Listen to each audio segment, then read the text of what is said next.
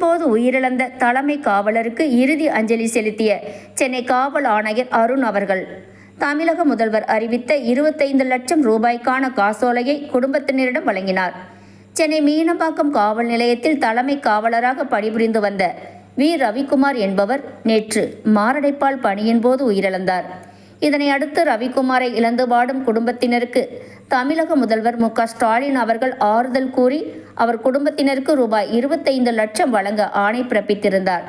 இதனை அடுத்து தாம்பரம் மாடப்பாக்கம் பகுதியில் உள்ள அவரது இல்லத்திற்கு நேரில் சென்ற சென்னை காவல் ஆணையர் அருண் அவர்கள் ரவிக்குமாரின் திருவுருவ படத்திற்கு அஞ்சலி செலுத்தி குடும்பத்தினருக்கு ஆறுதல் தெரிவித்து பின்னர் 25 லட்சத்திற்கான காசோலையை குடும்பத்தாரிடம் வழங்கினார்.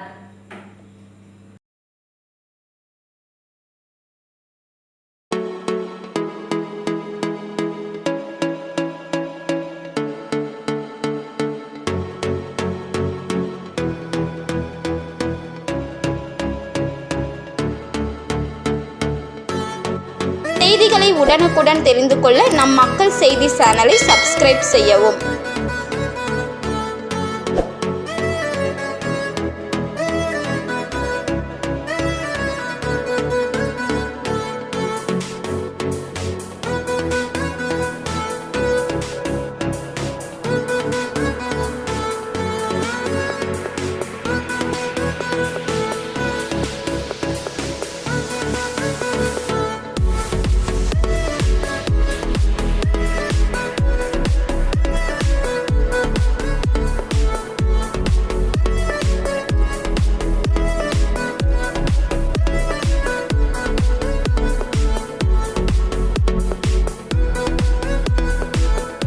போது உயிரிழந்த என் கணவருக்கு அரசு முழு மரியாதை செலுத்தி எனக்கு எல்லா நலன்களையும் அளித்ததற்கு மிக்க நன்றி. ஸ்டாலின் ஐயாவுக்கு நன்றி.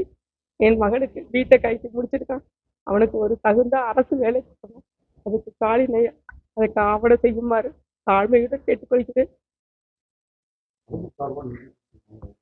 அரசு சார்பாக நிதி கொடுத்ததுக்கு ஸ்டாலின் ஐயாவுக்கு நன்றி. அறிவிச்சல் பிரகாரம் எனக்கு தேவையானது உடனே வந்து கமிஷனர் கொடுத்ததுக்கு ரொம்ப நன்றி.